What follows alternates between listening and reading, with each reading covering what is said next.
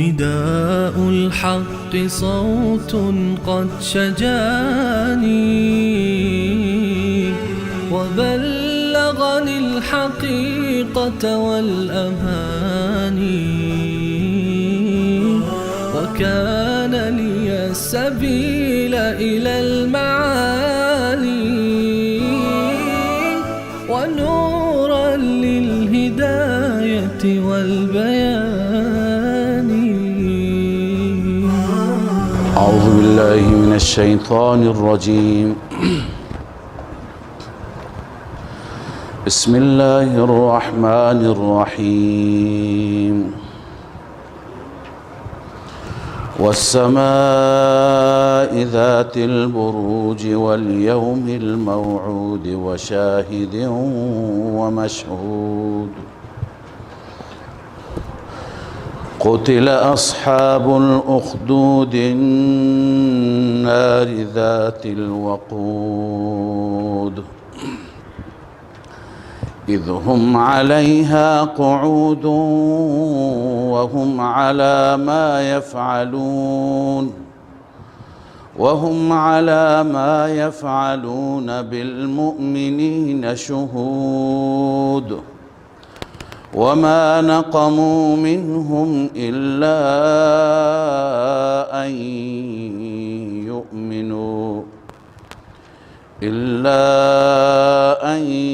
يؤمنوا بالله العزيز الحميد الذي له ملك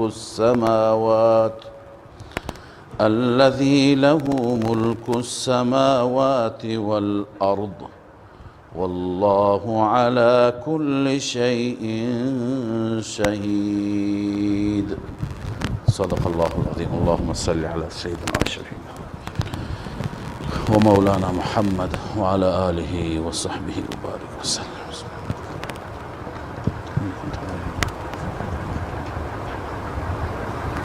سوره مبارکه بروج هست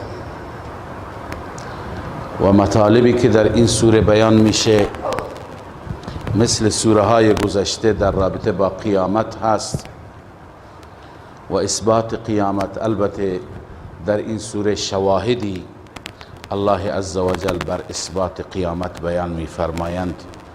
چند چیز را الله تعالی شاهد می‌گیرد، به اونها سوگند یاد می‌کند که اینها شواهد قیامت هستند. خداوند تعالی آغاز می‌فرماید با سوگند خوردن به آسمانی که ذات البروج هست. والسماء ذات البروج، قسم به اون آسمان که دارای بروج هست. بروج جمع برج هست. برج یعنی چه؟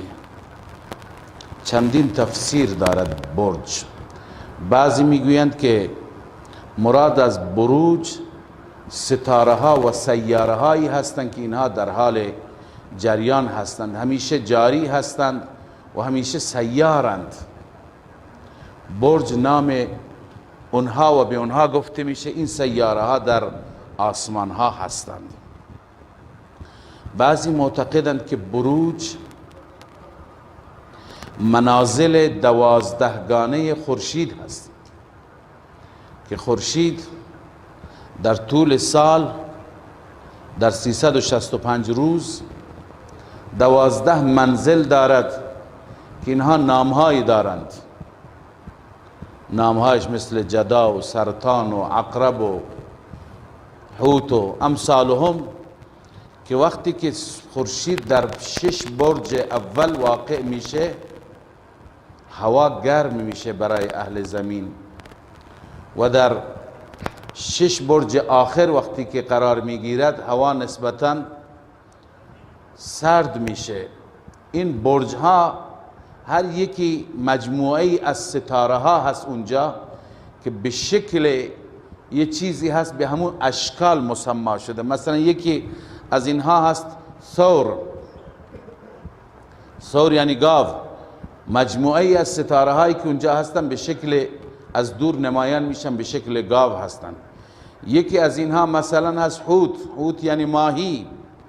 مجموعه ستاره هایی که اونجا هستن وقتی که کنار هم قرار گرفتن به شکل ماهی هستند. یا مثلا به شکل عقرب هست، عقرب میگویند.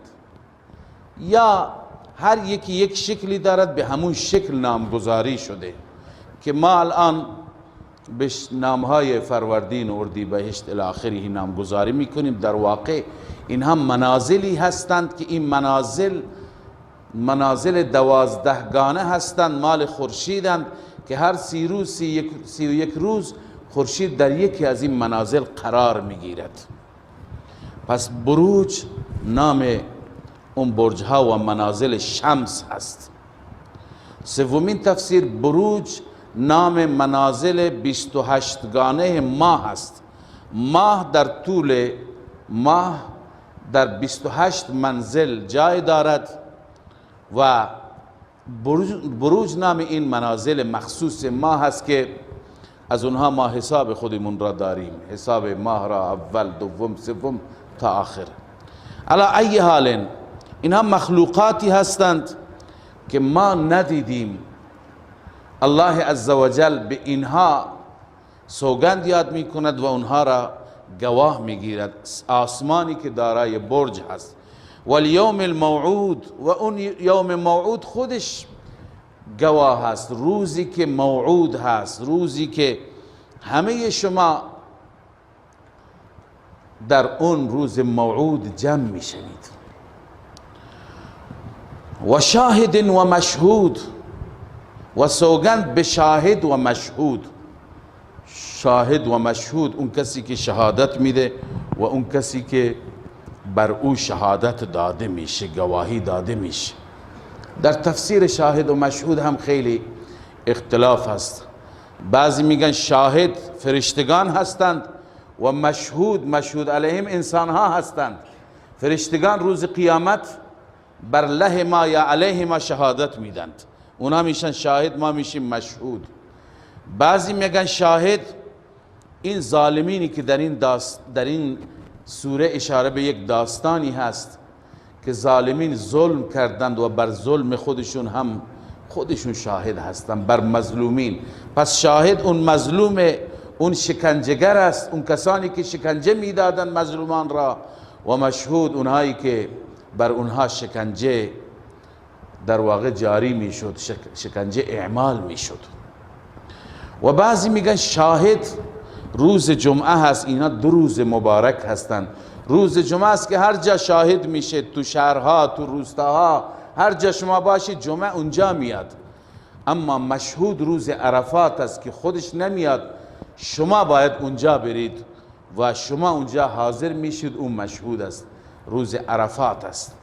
علی ای حال تفسیرها مختلف است. الله عزوجل به این 4 چیز سوگند یاد کرده، اینها را شاهد گرفته. یکی والسماء ذات البروج، آسمانی که دارای برج هاست، و یکی اون روز موعود، روز قیامت، و یکی به شاهد، و چهارم به مشهود که تفسیرش را متفاوت عرض کردم. جواب سوگند محذوف است. علما از سوره های دیگر استنباط کردند ان بطش ربک لشدید، یعنی همه اینها شاهدند، سوگند به همه اینها گواه هستند که مؤاخذه پروردگار و گرفت پروردگار که روز قیامت مجرمین را میگیرد بسیار شدید است، بسیار سخت است. باید همه انسان ها به فکر اون روز باشند. قتل اصحاب الاخدود. الله عزوجل مطلبی را که این متعلق به همون شاهد و مشهود هست، گروه شاهد بودند و گروه مشهود، بیان میفرماید. الله میفرماید که اصحاب الاخدود بر اونها لعنت باد، نفرین بر اصحاب اخدود. اخدود اونهایی که خندق ها را حفر کرد، اصحاب اخدود اونها هستند. اونهایی که خندق ها را حفر کردند، اونهایی که چاله ها را زدند و در چاله ها آتش افروختند و مسلمانان را در اون آتش ها سوزاندند، شکنجه دادند. الله عزوجل بر اون ظالم ها، بر اون ستمگرها نفرین میفرستد. این اشاره به جریانی دارد. اما این جریان کی اتفاق افتاد، کجا اتفاق افتاد، باز هم مفسرین اختلاف دارند. اونطوری که در تفسیرها نوشته 3 بار اخدود و خندقهای حفر شده و 3 بار مؤمنین سوزانده شدند. 1 بار در ایران بخت نصر این کار را کرد، تمام اهل توحید را خندق زد و اونها را در خندقها انداخت و آتش روشن کرد و زنده زنده سوزاند. و 1 بار در شام این اتفاق افتاد و 1 بار در یمن این اتفاق افتاد. در یمن پادشاهی که لقبش زونواس بود، در واقع از اولاد و احفاد زونواس بود، اون این کار را کرد. بیشتر مفسران اعتقاد دارند که این اشاره به همین خندقهای یمن هست و این کمی قبل از بعثت رسول الله صلی الله علیه وسلم اتفاق افتاد. حتی در زمان رسول الله صلی الله علیه وسلم افرادی که اون صحنه را شاهد بودند و دیده بودند یا در اون زمان بودند و حیات داشتند در زمان رسول الله، اون افراد حتی بودند. اصل داستان این بود که پادشاهی بود، این پادشاه بت پرست بود و این پادشاه، البته این از اولاد اون تبع حمیری هست که قرآن مجید از تبع یاد فرموده و رسول اکرم صلی الله علیه وسلم فرمود تبع را بد و بیراه نگویید چون تبع به من ایمان آورد. تبع یا شاه زونواس یکی از پادشاهان یمن بود که در زمان خودش این کشورگشایی زیاد داشت، بسیاری از بلاد را فتح کرد و حتی به سرزمین حجاز و سرزمین مکه و مدینه آمد. وقتی که به مدینه طیبه رسید، اینجا یهودی ها بودند، علماء یهود بودند و یهود به او گفتند، ملاهای یهود به او گفتند برحذر از اینکه اینجا قتل و غارت بکنید، چون این شهری هست که پیامبر خاتم آخرین نبی خدا وقتی که مبعوث بشه اینجا هجرت میکنه، اینجا میاد و گروه اینجا او را یاری میکنند. وقتی که علماء یهود به او این را گفتند، این متأثر شد، این پادشاه زونواس متأثر شد. تبع حمیری و قوم تبع الله در قرآن ذکر کرده، گرچه قومش بعدا تمرد کرد و به عذاب خدا گرفتار شد. او ایمان آورد، همون زمان به اولادش توصیه کرد، گفت من به این نبی خاتم ایمان دارم و اگر در زمان من آمد من میرم به دستش بیعت میکنم، ولی اگر بعد از من آمد شما برید بیعت کنید و به او ایمان بیاورید. این پادشاه مرد، ولی بعد اولادش و نسلش متاسفانه نسل خوبی نبودند، فساد کردند، شرک کردند، بت پرست بودند. یکی از اولاد همین پادشاه بود، همین تبع حمیری که خودش از صالحان بود. در این زمان قبل از بعثت رسول اکرم صلی الله علیه و سلم که این جادوگری داشت و جادوگر همیشه برای پادشاه جادوگری میکرد و وقت پادشاه دیگه با اون سرگرم بود، تا اینکه سالها گذشت و این جادوگر پیر شد و این جادوگر به پادشاه گفت که یک جوان زرنگی زیرکی کسی را بفرست که من بهش آموزش بدم، بهش یاد بدم این فن را که فردا من میرم و میروم به دردت بخوره.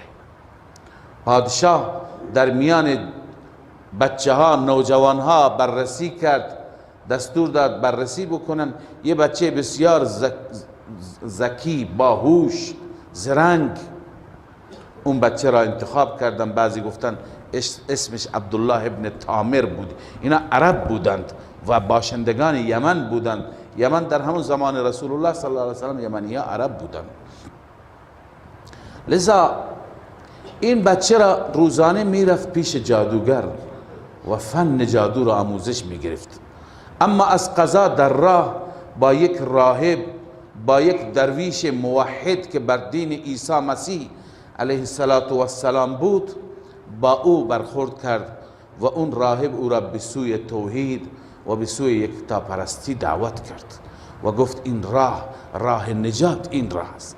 از اونجا که این بچه بسیار زرنگ بود، زود گرفت اون چیزی که اون راهب میگفت و شیفته این راهب شد.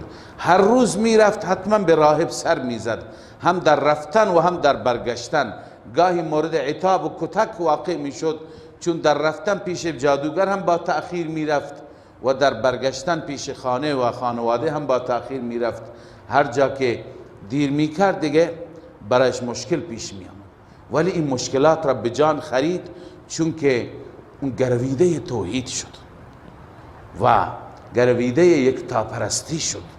این بچه یکتاپرست شد تا اینکه در دل همه چیز را داشت، تا اینکه یک روزی آمد، مردم یه جای توقف کرده بودند، مردم ایستاده بودند و گفت چه خبره؟ گفتند که اینجا یک بلایی هست، مانع راه هست و سد راه هست. بعضی تفسیرها نوشته شیر بود، بعضی تفسیرها نوشته که مار بود. این بچه گفت من اینجا این دین راهب را امتحان میکنم و این بلا را از سر مردم بر میدارم. سنگی برداشت و گفت خدایا اگر دین اون راهب به حق هست و اون راهب بر مسیر حق هست، پس این با همین سنگ این شیر را، این بلا را از بین ببر، نابودش کن. و اون را وقتی که به نام خدا گفت و زد، الله عزوجل کرامت الله، به خاطر کرامت اون بچه اون حیوان را، یا مار بود یا شیر بود، از بین برد. لذا بعد از این بچه به این نتیجه رسید و فریاد برآورد که دین راهب بر حق است. در میان مردم این خبر پیچید و گفتند این بچه دارای این کرامت هست. از نزدیکان این پادشاه کسی بود نابینا بود و کور بود. اون گفت که اگر واقعا این دین به حقی داشته باشه، حتما برای چشمان من دعا بکند و از خدا بخواهد، خداوند چشمان من را هم عافیت میده، سلامتی را بر میگرداند. تا اینکه پیش اون بچه رفت و از او تقاضا کرد. بچه گفت به شرط این کار را میکنم که بر دین توحید و یکتاپرستی بیایی. و اون وعده داد که اگر چشماش خوب بشه حتما این کار را میکند. دعا کرد به بارگاه الهی، الله عزوجل چشمان او را عافیت داد. بعد از اون نابینا هم ایمان آورد و تعداد زیادی از مردم ایمان آوردند و بالاخره خبر به پادشاه رسید. این بچه را، عبدالله بن تامر را دستگیر کرد و شکنجه داد و از او اعتراف گرفت. در اعترافاتش هم راهب دستگیر شد، هم اون نابینا که خوب شده بود دستگیر شد. هر دو تا را پادشاه شهید کرد و باز خواست خود این بچه را، خود این طفل را از بین ببرد، نتونست. حالا صورتهای زیادی تو تفسیرها نوشته، صحت و سقمش را الله میداند. به هر حال پادشاه سعی کرد، تلاش کرد. می آید که دستور داد این را ببرید روی قله کو، از اونجا بندازید. کسانی که بردند خودشون به بلا گرفتار شدند. دستور داد این را ببرید در دریا بندازید، خود اونها مشکل پیدا کردند. تا اینکه عاجز شد پادشاه، نتونست این بچه را از پای در آورد. تا اینکه این بچه خودش به پادشاه گفت تنها راهش را از خود من بپرس. اون اینه که مردم شهر را جمع کن در میدان اصلی شهر. میخواست با شهادتش و با موتش پیام یکتاپرستی را به همگان بده. گفت که تیر را بردار و بگو که به نام رب این بچه، به نام رب و پروردگار این غلام. لذا پادشاه همین کار را کرد. پادشاه نمیدونست، کودن بود که چه نقشه‌ای هست و میخواست زودتر اهل توحید را از بین ببرد. ولی وقتی که همه مردم جمع شدند و پادشاه این کلمات را که بچه بهش گفته بود بر زبان آورد و زد تیر را، تیر اصابت کرد و این بچه یا عبدالله ابن تامر یا هر کسی بود به هر حال شهید شد. بعد از اینکه اون شهید شد مردم متاثر شدن. سبحان الله، پس آنچه که ما تا به حال می پرستیدیم همه باطل، همه دروغ، همه بیجا. معبود حقیقی معبود این طفل هست که این طفل او را عبادت میکرد، این راهب او را عبادت میکرد که این همه تأثیر، همه واقعات جلو چشمشون آمد. لذا وقتی که مردم ایمان آوردن و بر ایمان خودشون محکم ایستادن، پادشاه تهدید کرد، ضرب الاجل تعیین کرد که برگردید از این دین و الا همه شما را من از دم تیغ میگذرانم و همه شما را من میسوزانم. مردم استقامت کردند. پادشاه دستور داد این حفرها و این خندقها را بزنند. خندقها زده شد و حفرها و چاله های بسیار بزرگی زده شد و مردم را، مؤمنین را، اهل توحید را، یکتاپرستان را می سوزاندند در آن. و قرآن به اون اشاره کرده، قتل اصحاب الاخدود، لعنت بر این کسانی که خندق ایجاد کردند، حفرها را درست کردند که اینها نسبت به مؤمنین و موحدین چه کاری کردند. اخدود اونها هستند، اون خندقهایی را میگویند که اونها حفر کردند و اصحاب الاخدود اون پادشاه هست با اطرافیانش. الله می فرماید قتل اصحاب الاخدود، لعنت بر اصحاب اخدود، النار ذات الوقود، یعنی اون آتشی که دارای اخگر و دارای زغالهای روشن بود. اذ هم علیها قعود، زمانی که آنها بر آن آتش نشسته بودند، و هم علی ما یفعلون بالمؤمنین شهود، اونها آنچه که نسبت به مؤمنین انجام میدادند، ظلم و ستمی که انجام میدادند، شهود، شاهد بودند. پس شاهد بر اساس یک تفسیر اینها هستند و مشهود علیهم مؤمنین هستند. الله اینها را هم گواه میگیرد، چون اینها به کیفر سختشون به عذاب خدا بعد گرفتار شدند. الله عزوجل اینها را مؤاخذه کرد، لذا از اینها شاهد میگیرد که اینها شاهد هستند که ان بطش ربک لشدید، عذاب پروردگار و گرفت پروردگار سخت است. و از این آیات هم ما میفهمیم که واقعا کسانی که اگر بخواهند بر مسیر حق و بر مسیر دین و صراط مستقیم باشند، حتما برایشون مشکلات هست. لذا اگر مشکلات آمد، نسأل الله العافیه، از الله عافیت میخواهیم و بخواهیم همیشه که خداوند مشکل نیاره برای ما، خداوند به ابتلاعات گرفتارمون نکنه. اما اگر مشکلات آمد، اینها الگو هستند، اینها نمونه هستند که باید ما تا آخرین لحظات استقامت بکنیم بر دین حق، بر مسیر ایمان، بر مسیر توحید. خود رسول اکرم صلی الله علیه وسلم با اصحاب چه کشیدند؟ زندگی 13 ساله مکه و بعد زندگی مدینه طیبه، هر روز جنگ های تحمیلی، هر روز فشار، هر روز عرض کنم احزاب و گروه های مختلف. الله داره میگه که برای اهل ایمان و اهل حق شاید دنیا جای خوشی نباشد، جای راحت نباشد.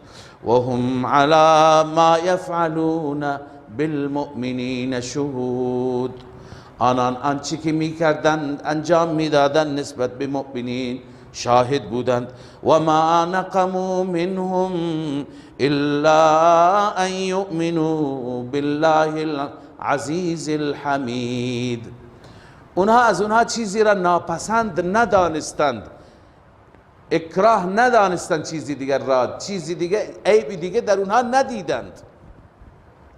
الا ان یؤمنوا، نقمشان، عیبشان، ایرادشان ایمان بود. الا ان یؤمنوا بالله العزیز الحمید، مگر ایمان داشتن به الله، آن اللهی که عزیز است، غالب است، و آن اللهی که ستوده شده است. جرم اون افراد که در آتش انداخته شدند همین ایمان بود. امروز هم شما میبینید بسیاری از مردم هستند که دیگه جرمی ندارن الا ان یؤمنوا بالله العزیز الحمید.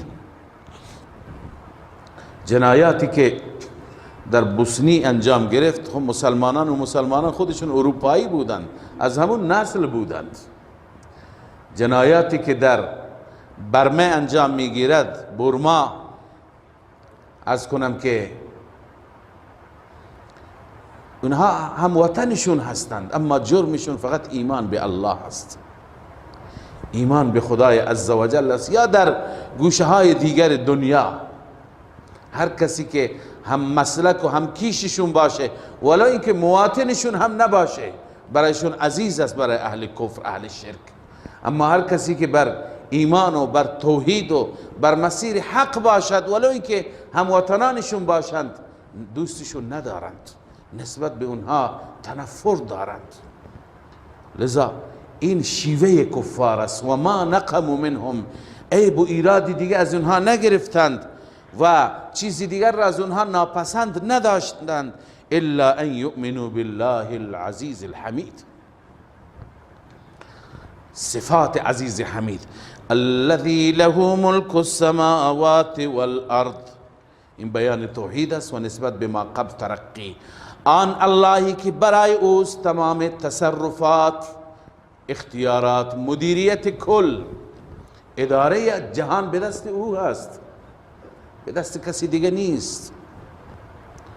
او هست که زنده می کند، می میراند، باران میده، قحط می کند، می آورد، مریضی میده، شفا میده، تجارت را رونق میده، کسادش میکنه، ورشکستگی میاره، همه او هست. اگر میخواید حالتون خوب بشه فقط به او محکم بچسبید. این تدبیرهایی که بعضی میکنند، حیله هایی که بعضی بکار میبرند، زیاد اینها کارآمد نیست. الذي له ملك السماوات والارض والله على كل شيء شهید. قبلا خدمت شما عرض کردم چند بار، شاید 10 بار، اینجا هم تکرار میکنم که تا این مسئله به ذهن خوب بنشیند که برای یک معبود به حق 2 صفت لازمه. کسی میتونه معبود واقعی بشه و مردم او را پرستش بکنن که 2 تا وصف داشته باشه. یک، اختیارات و قدرت داشته باشه، تدبیر و تصرف، هر کاری که بخواد بکنه بتونه بکنه. دوم، علمش کامل باشه، از احوال تمام کسانی که او را فریاد میزنن، از او استمداد میکنن، از احوال اونها با خبر باشد. این 2 صفت فقط مال الله هستند. الذي له ملك السماوات والارض، این تدبیر و تصرف کامل است. والله على كل شيء شهید، این علم کامل است. الله بر هر چیز گواه است، حاضر و ناظر است، همه چیز را میداند.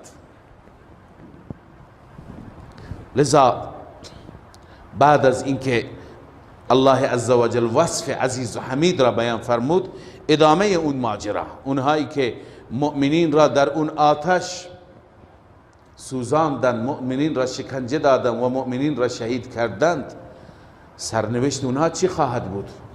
الله می فرماید ان الذين فتنوا المؤمنین والمؤمنات، آنانی که اذیت کردند، آزار رساندند مردان مؤمن و زنان مؤمن را، ثم لم يتوبوا، سپس توبه نکردند.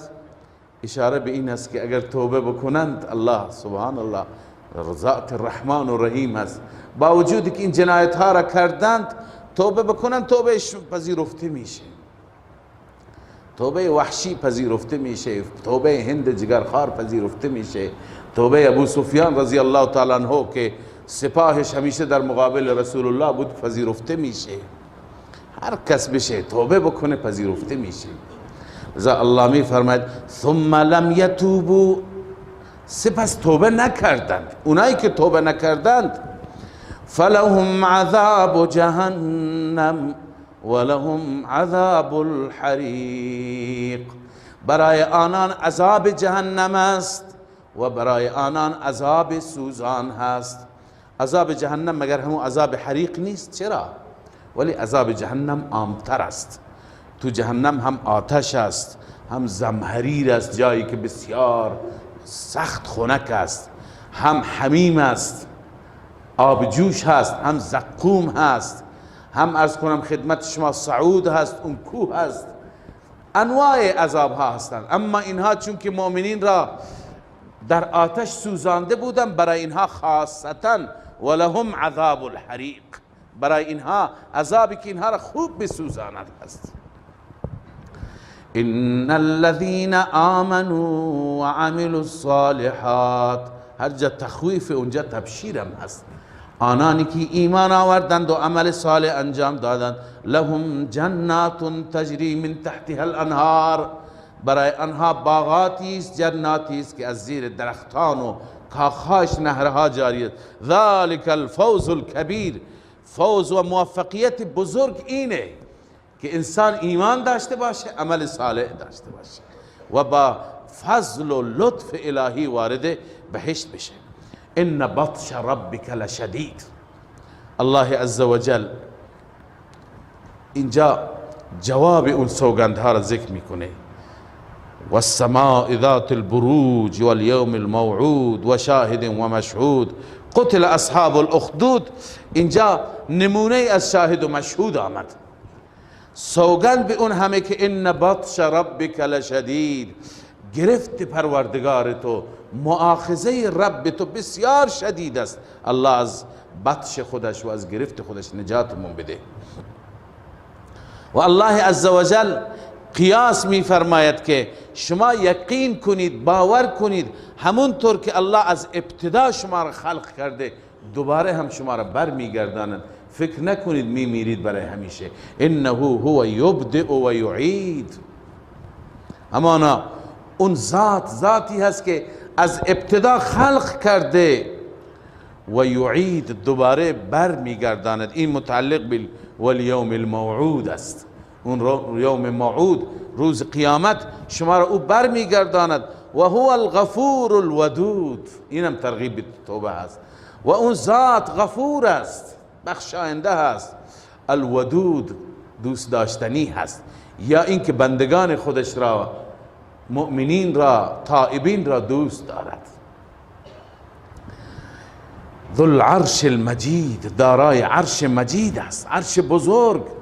این صفات جلال هست. من قبلا خدمت شما عرض کردم که عرش، حضرت شیخ رحمه الله می فرماید، شیخ حسین علی، که هر جا عرش می آید از سیاق و سباق معلوم میشه که این اشاره به پادشاهی و به ملک و به تصرف و به اختیارات مطلق الله عز و جل است.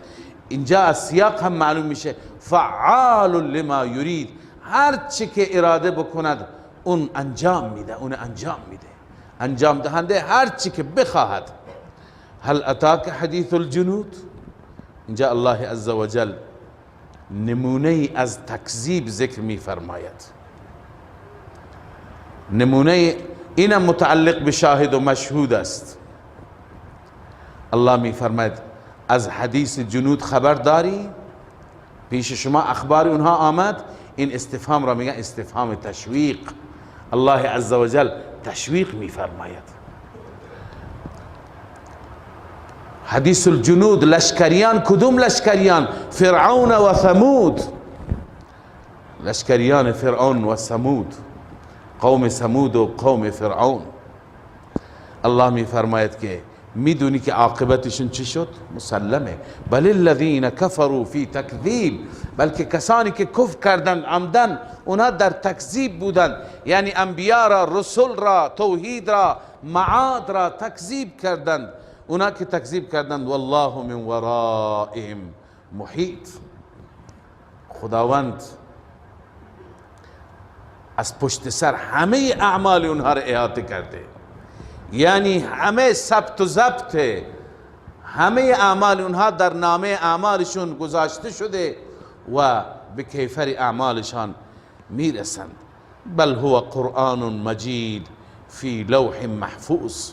این متعلق به بل الذین کفروا فی تکذیب است که همان گونه که فرعونیان تکذیب کردند شما ای قریش مکه تکذیب میکنید، در حالی که این قرآن مجید هست، این قرآنی هست که قرائت شده و بسیار جایگاه والا و بلندی دارد، فی لوح محفوظ، جایگاهش در لوح محفوظ از اونجا آمده.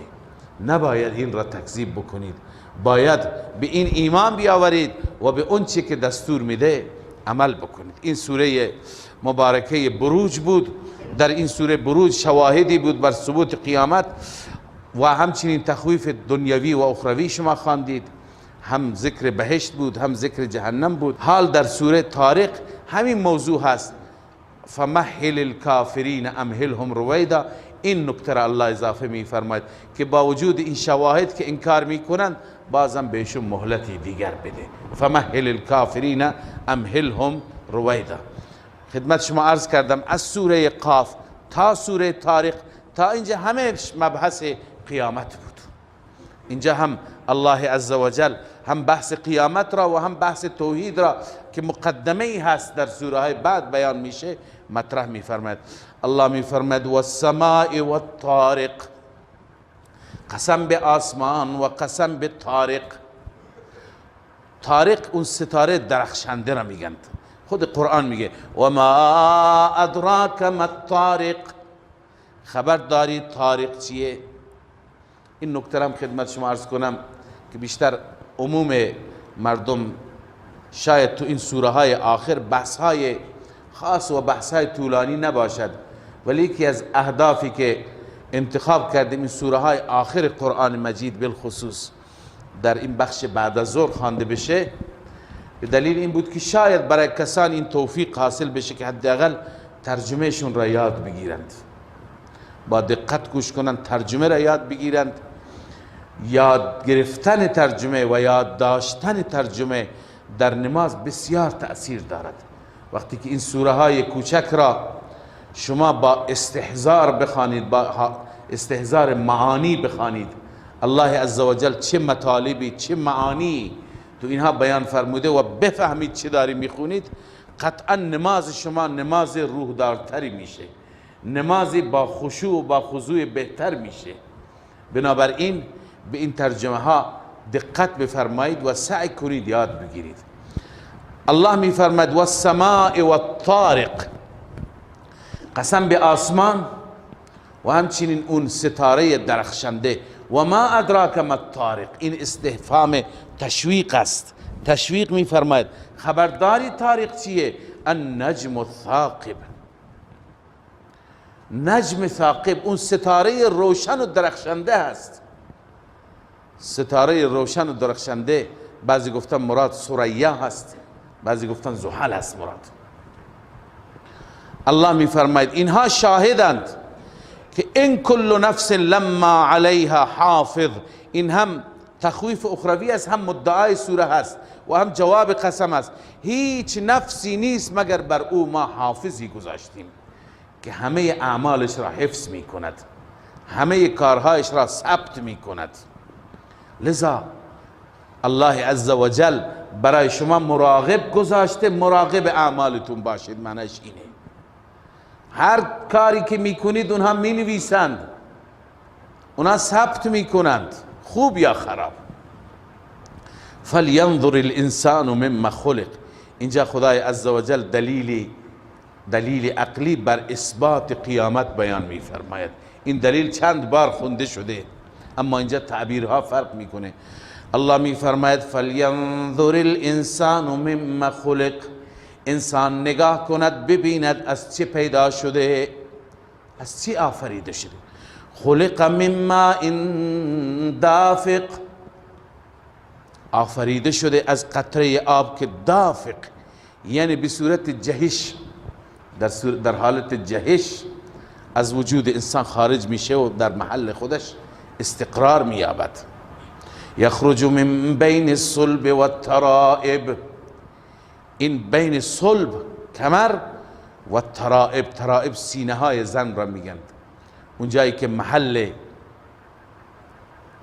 منی زن هست، از این دو جا خارج میشه و در یک جا در رحم استقرار می‌یابد. لذا الله می‌فرماید این قطره از صلب و از ترائب خارج میشه، از این قطره انسان متولد میشه. انسان با چه کمالاتی، با چه ویژگی ها و اوصافی. پس همانطوری که این خدای قادر و مقتدر از این قطره انسان را خلق می کند، انه علی رجعه لقادر، اون الله بر بازگشت و برگرداندن این انسان از بعد از موت از قبر دوباره قادر است. تو این شک نکن، به اون قیاس کن. اونجا چطور الله میتواند، اینجا هم میتواند. اونجا الله قادر و مقتدر است، اینجا هم الله قادر و مقتدر است. اما کی؟ وقت رجع کی هست؟ زمان بازگشت کی هست؟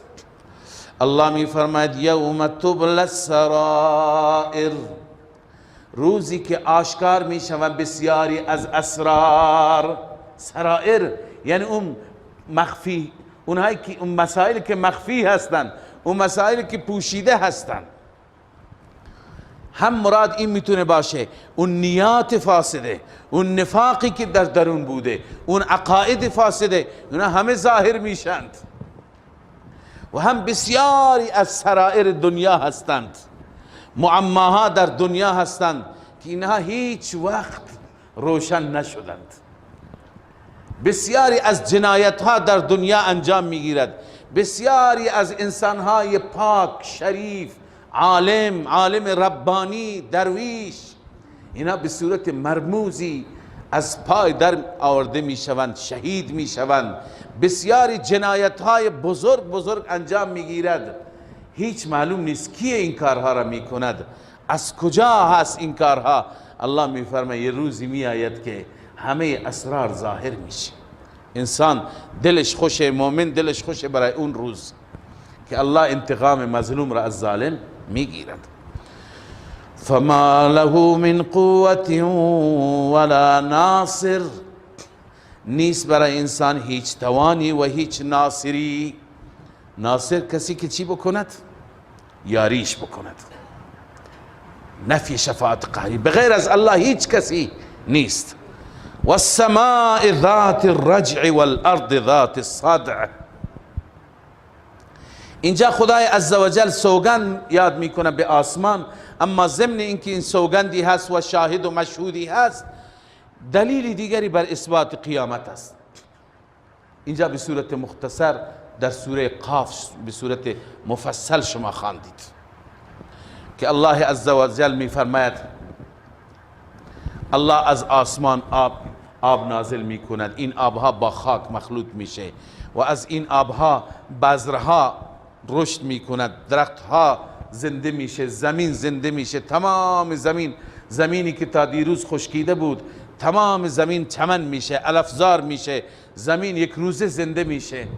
خب ببینید همون خدایی که این زمین را تونست زنده بکنه، با ابر و با باران اون خدا میتونه دوباره شما را زنده بکنه. سه نوع دلیل عرض کردم برای اثبات قیامت در قرآن وجود داره. دومیش همینه، اولی اونی که اول خواندیم. اینجا هم الله میفرماید والسماء ذات الرجع، قسم به اون آسمانی که بر میگرداند آبها را. آب از اینجا به شکل بخار میره به آسمان، باز آب بر میگرداند آسمان به زمین. والارض ذات الصدع، زمینی که چی؟ دارای صدع هست. صدع یعنی شکافته میشه و از دل زمین بوتها، گیاهان، درختان، سبزیجات، علفزارها و زراعتها چی میشه؟ بیرون، سر بیرون میاره. ذات الصدع، صدع به این معنی هست. پس الله عزوجل نمونه دیگه از قیامت بیان کرد. مشایخ ما نوشتن که جواب این قسم محذوفه، اینه والسماء ذات الرجع والارض ذات الصدع كذلك تخرجون من القبور. قسم به اون آسمانی که آب را میریزد و قسم به این زمینی که بعد از ریختن این آب زمین شکافته میشه و از دل زمین هر گیاه و بوته میروید و زمین زنده میشه. شما همچنین زنده میشوید، از قبرها بیرون میشید. انه لقول فصل و ما هو بالهزل، همان این سخن قطعی هست و ما هو بالهزل، شوخی نیست. این کلام این شوخی نیست. این که دوباره از قبرها زنده میشید، این که دوباره الله عزوجل شما را به میدانی جمع میکند، این قولی هست ذالک القول قول جزم مطابع للواقع لا هزل فی. این سخن قطعی هست، هیچ جای شوخی و مسخره و چیزی دیگه نیست. انهم یکیدون کیدا و اکید کیدا. الله در آخر هم زجر و هم تهدید میکنند مشرکان را. با وجود این همه دلایل آنها بر علیه دین و بر علیه توحید و بر علیه تعلیمات رسول الله توطئه میکنند، مکر میکنند. اونها یکیدون کیدن، اونها توطئه میکنند، توطئه کردن، مکر میکنند، مکر کردن. و اکید و کیدا، من رب هم مکر میکنم، به معنی اینکه تدبیر میکنم، برنامه ریزی میکنم، جواب توطئهشون را میدم. لذا عجله نکن ای حبیب من، فمهل الکافرین امهلهم رویدا. مهلت بده به کافرین، مهلتشون بده، برای عذابشون عجله نکن. امهلهم رویدا، مهلت بده اندک. رویدا اندک، مهلت اندکی بهشون بده. این سوره مکی هست.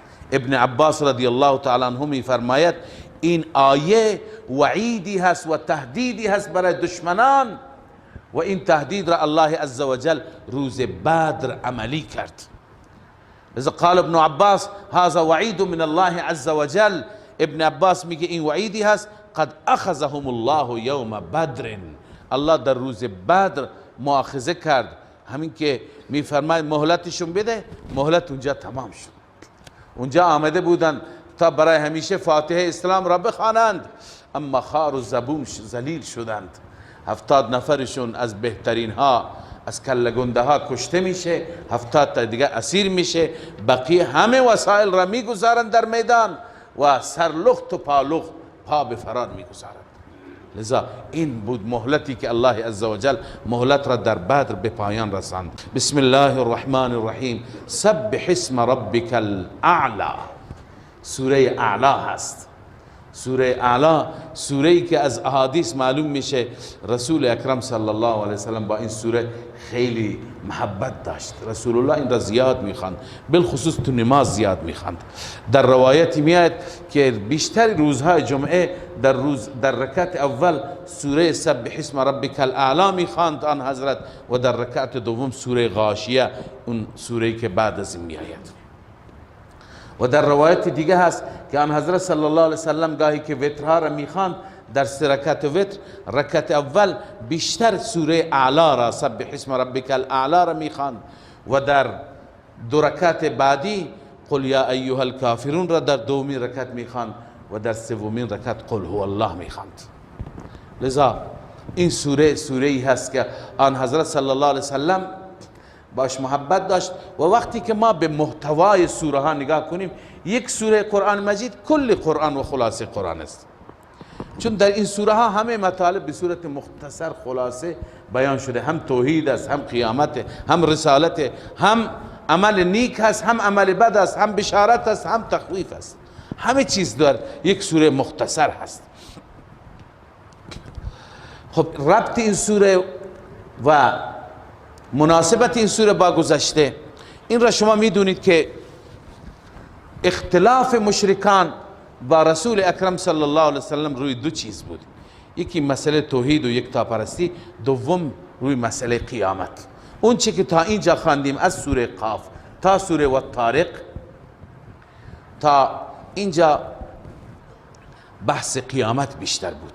قبل از اون در سوره حوامیم بحث توحید بود، و حال از اینجا به بعد مجددا بحث توحید آغاز میشه. از سوره اعلا تا آخر قرآن مجید بحث توحید است.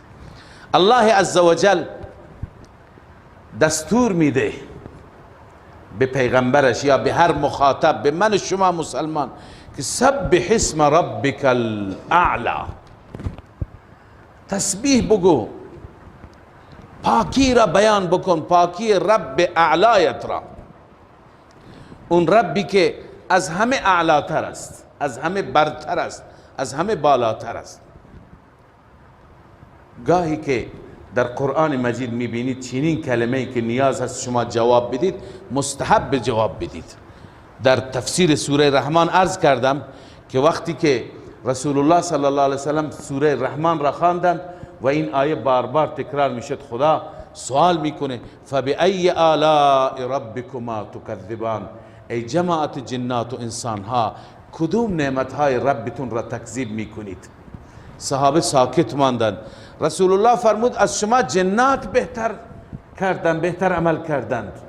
اونها وقتی که این آیه خوانده شد جواب دادن لا بشیء من نعمک ربنا نکذب فلک الحمد، پروردگار هیچ نعمتت را تکذیب نمی کنیم، فلک الحمد.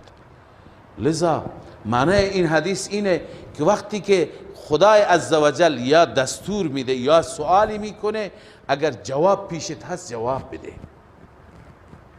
پس وقتی گفته میشه فبأی آلاء ربکما تکذبان، کدوم نعمت های ربتون را تکذیب میکنید، بگیم لا بشیء من نعمک ربنا نکذب، پروردگار هیچ نعمتت را تکذیب نمی کنم، همه را قبول دارم. به زبان خودت بگو، به زبان عربی بگو. یا مثلا وقتی که الله می فرماید الیس الله باحکم الحاکمین در سوره والتین، آیا الله احکم الحاکمین نیست؟ مستحب اینه ما جواب بدیم بلا و انا علی ذلك من الشاهدین، منم گواهم که الله عزوجل احکم الحاکمین است. یا الله وقتی می فرماید الیس ذلك بقادر علی ان یحیی الموتى، خدا قادر نیست که مرده ها را زنده بکنه؟ از من و تو سوال میکنه. مستحب بس من و تو بگیم بلا انه قادر علی ان یحیی الموتى. اینجا هم همچنین الله وقتی میفرماید سبح اسم ربک الاعلی، ای مسلمان ای مومن تسبیح رب اعلایت را بگو. مستحب بس همه ما زمزمه بکنیم سبحان ربی الاعلی، سبحان ربی الاعلی، رب اعلی من پاک است، چون خدا به ما گفته سبح اسم ربک الاعلی، تسبیح بگو. سبح این توحید است، به معنی پاکی، پاکی رب را از هر عیب، از هر شریک، از زن، از فرزند، دختر، پسر، از هر چی پاکی ربت را اعلام کن و به زبان بیار که رب من پاک است. نام رب اعلایت، اون ربی که ببین این مدعا هست، ربی الاعلا یا ربک الاعلا مدعا هست. الان دلائلش الذی خلق فسوا، الله آن ذاتی است که هر چیز را آفرید، خلق کل شیء، فسوا برابرش کرد اونطوری که نیاز به برابری داشت. والذی قدر فهدا، الله آن ذاتی است که هر چیزی را قدر، برای هر چی اندازه ای تعیین کرد، نهایتی تعیین کرد، هر چیزی را اول و آخری برایش تعیین کرد. فهدا باز راهنمایی کرد، یعنی هر چیز را بعد از پیدا کردن راهنمایی کرد. دیدید خدا چطور ما را راهنمایی میکند؟ مفسرین گفتن معنیش اینه که بعد از پیدا کردن رزق و روزی هر یکی را مقدر کرد و راه روزی را هم بهش نشان داد. والذی قدر خلق، اول خلق ما را پیدا کرد، بعدا قدر رزق و روزی ما را چی کرد؟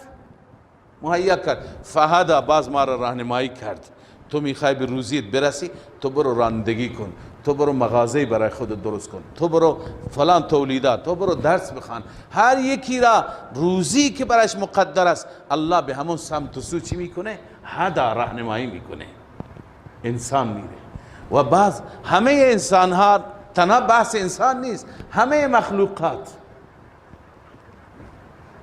بزغاله وقتی که از مادرش میفته مستقیم نگاه میکنه پستانهایش، اینو کی راهنمایی کرد؟ از کجا میدونه اونجا باید بره و غذایش اونجاست؟ جوجه تازه از تخم میاد بیرون، فورا نوکش را میزنه به زمین، اینو کی راهنمایی میکنه؟ هر یکی را الله راهنمایی میکنه که رزقت کجاست، برو همونجا. از الله عزوجل جوجه ها را راهنمایی میکنه، مورچه ها را راهنمایی میکنه، ماهی ها را میکنه. عرض کنم که شتر بچه و بزغاله و بره و همه را راهنمایی میکنه. به من شما را راهنمایی نمیکنه؟ به من شما رزق نمیده؟ چرا بعضی دست پاچه هستند؟ لذا الله عزوجل میفرماید الله برای هر یکی مقدر کرد، والذی قدر رزق روزیش را فهدا، بعدا راه را هم بهش نشان داد که از کجا برو رزق روزیت را حاصل کن. والذی اخرج المرعى، الله آن ذاتی است که چراگاه را، مرعا چراگاه را بیرون کرد، یعنی چراگاه را درست کرد برای حیوانات شما. فجعله غثاء احوا، اون را الله عزوجل قرار داد خشک و سیاه.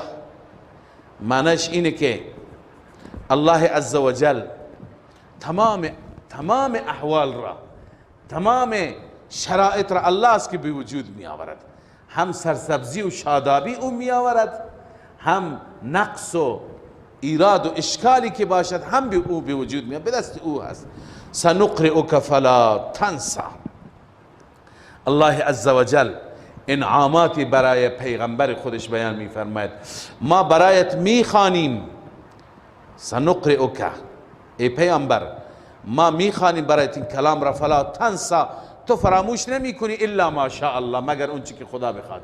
یعنی چه؟ آیاتی که خدای عزوجل خودش منسوخ بفرماید اونها مراد هستند. انه یعلم الجهر و ما یخفى، اون مدعای اول بود که همه چیز به دست الله است. همین الان عرض کردم که برای الوهیت دو چیز لازمه، یکی تصرف و قدرت مطلق، یکی علم کامل. قدرت کامل، علم کامل. از اینجا تا الذي خلق فسوى قدرت کامل بود، خلق فسوى والذي قدر فهدى والذي اخرج المرعى. الله همه چیز را آفریده، رزق را، روزی را، هدایت انسان به انسان راهنمایی کرده، این قدرت است. و بعد انه یعلم الجهر و ما یخفى، این علم است. الله میداند هم علنی را و ما یخفى، اونی که مخفی میشه، هم جهر را، ظاهر را، علنی را، عیان را، و همچنین و ما یخفى، نهان را. همه چیز را الله میداند. و نیسرک للیسرا، ما ای پیامبر هموار میکنیم برای شما راه کمال را، راه رسیدن به الله را. لذا شما، برای شما که هموار میکنیم معنیش نشان میدیم. فذکر ان نفعت الذکرى، شما پند بده اگر پند فایده ای دارد. ببین بیشتر مفسران بر این هستند که این شرطیه هست، یعنی اگر پند فایده ای دارد. بعضی میگن این به معنی اذا هست. الان یک سوالی هست که آیا اگر پندی ما جای تبلیغ بکنیم فایده ای داشت، تبلیغ بکنیم، اگر فایده نداشت چیکار بکنیم؟ آیا مفهوم مخالف اعتبار داره؟ اگر کسی میدونه که من اینجا صحبت بکنم بی فایده هست، آیا وقتی که میدونه که فایده ندارم، این جوانها به حرف من گوش نمی کنن، آیا چنین جای دعوت بده یا نده؟ چون از مفهوم مخالف این آیه این برمیاد که فذکر ان نفعت الذکرى، اگر پند فایده میده خب پند بده. مخالفش، ضدش، عکسش چیه؟ یعنی اگر پند فایده نمیده دیگه پند نده. به این خاطر مفسرین نوشتن فیه تفصیل، اینجا این بحث تفصیل دارد. تفصیلش اینه که المدعو الى ثلاثه اقسام، کسی که شما او را دعوت میدهید از سه حال خالی نیست.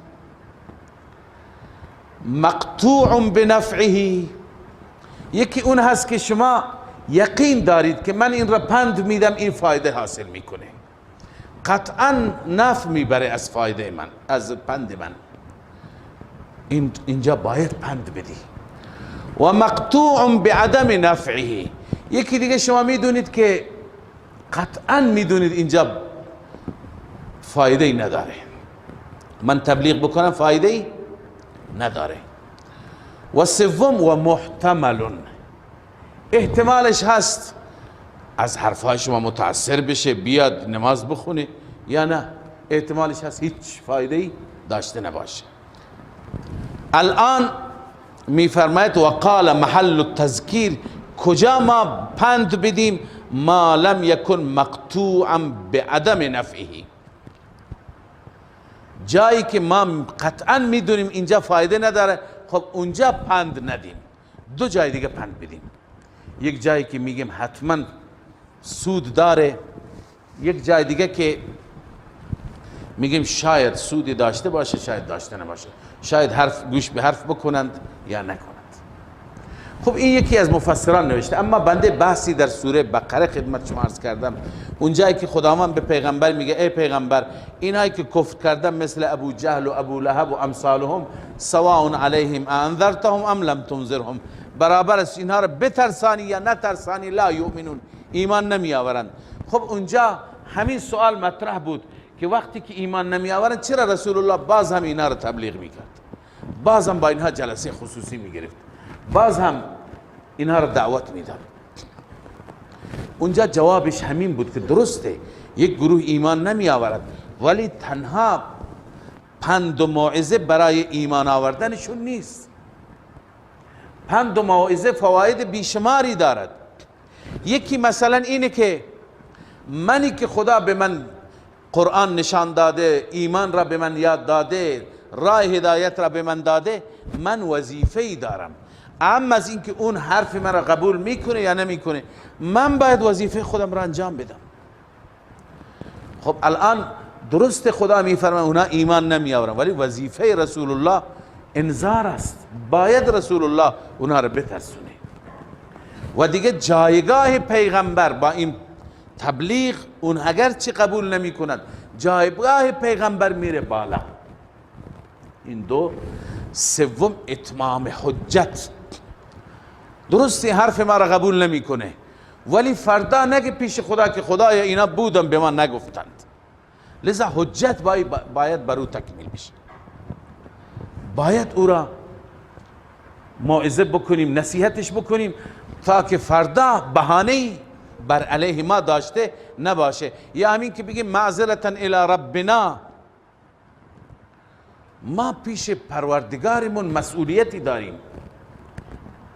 به خاطر اینکه ما پایمون گیر نکند و فردا مسئول شناخته نشیم، لذا ما باید وظیفه‌مون این هست که همه جا پندمون را، اندرزمون را برسانیم. برای شما قبلا نمونه عرض کردم، مثال زدم. مثلا در کشور ظلمی داره انجام میگیره، خب شما وقتی که این ظلم را میبینید لازم هست که این را گزارش بدید به بالاتر، به مرکز کشور بنویسید. و شما میگه کی گوش میکنه؟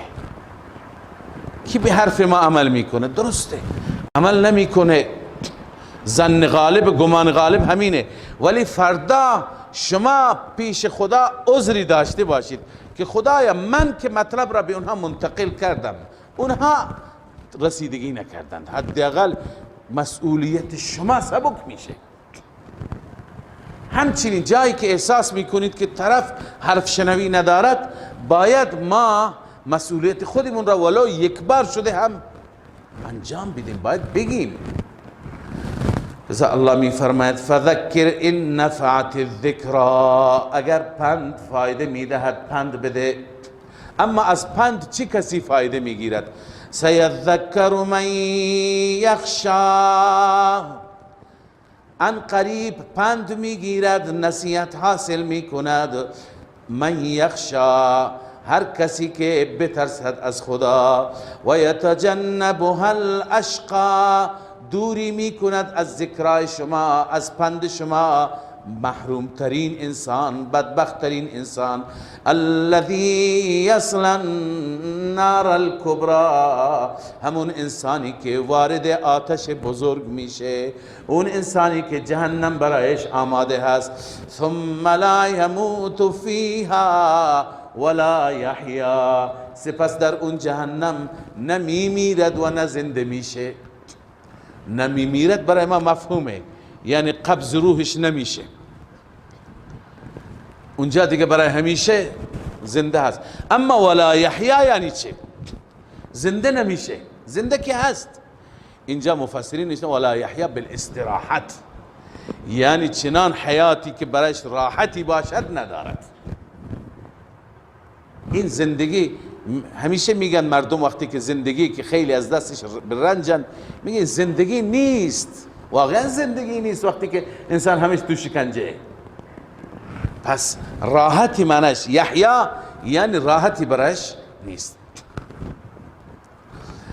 قد افلح من تزکا، این ثمره خشیت است. نه گفتیم که سیذکر من یخشا، چه انسانی پند حاصل می کند؟ کسی که در دلش خوف خدا باشد، خشیت الله. الله این نعمت را به من شما بده. در دل خشیت باشد انسان در همین دنیا نورانی میشه.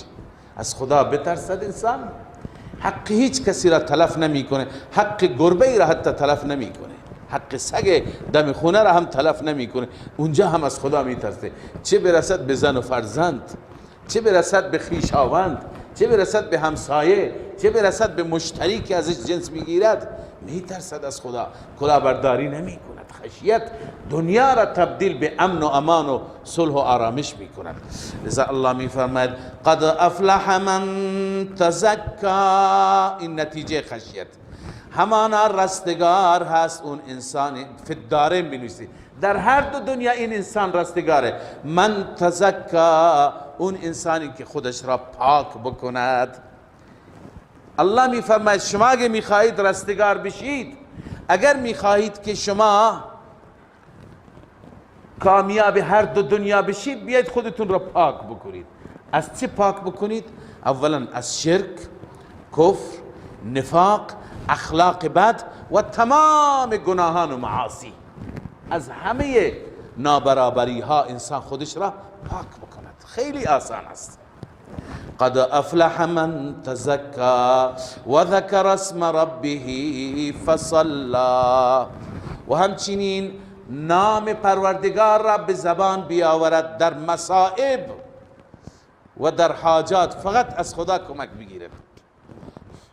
الان خواندیم پاکی یعنی پاکی از شرک، نه اینکه بگه که من خودم را پاک کردم بعد یا فلان ادرکنی یا فلان انصرنی. نه، هر وقت نام الله به زبانش باشد. و ذکر اسم ربه فصلی، نام پروردگار را در مصائب و در حاجات ذکر کند، پس نماز بخواند، همیشه او را سجده کند. اما خداوند اینجا موانع را بیان می فرماید. چه چیزی مانع هست که ما خوب خودمون را پاک نمی کنیم؟ بل تؤثرون الحیات الدنیا، بلکه حقیقت این است که شما ترجیح می دهید زندگی دنیا را. به خاطر زندگی دنیا الله را ناراضی می کنی، خلاف و دروغ می گویی، اشتباهات دیگه می کنی، گناه و معصیت می کنی و هزاران دیگه. مشرکین به خاطر دنیا و به خاطر شکم بود که لنگرها را گرم داشتن، بتخانه ها را گرم داشتن، شب و روز پخت و پز بود و بخور بود. اینم دنیاست. لذا الله می فرماید بل تؤثرون الحیات الدنیا، بلکه شما ترجیح می دهید زندگی دنیا را، در حالی که والآخرت خیر و ابقا، آخرت بهتر است. زندگی آخرت و ابقا، باقی مانده تر است. این دنیا 60 ساله، 40 ساله، 50 ساله، آخر فناست. اما اون برای همیشه ابدالآباد باقی میماند. ان هذا لفی الصحف الاولى، اینجا خداوند این مطلبی که بیان فرمود هم توحید بود هم تزهید من الدنیا. در این هر دو مطلب الله استدلال میگیرد از صحیفه های گذشته، در تعلیمات پیامبران گذشته بوده. ان هذا لفی الصحف الاولى، این مطلب یعنی مسئله توحید چنانچه اینجا ذکر است و تزهید من الدنیا چنانچه اینجا ذکر است، در صحیفه های پیشینیان بوده، یعنی صحیفه های ابراهیم و موسی، در کتابچه هایی که خداوند به اونها داده، در اونجا هم این مطالب بوده. صدق الله مولانا العظیم.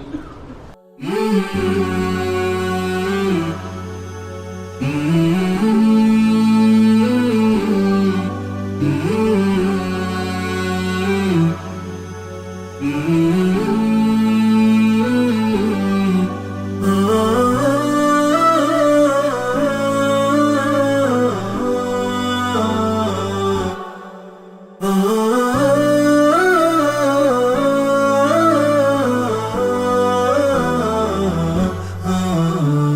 نداء الحق صوت قد شجاني وبلغني الحقيقة والأماني وكان لي السبيل إلى المعالي ونورا للهداية والبيان.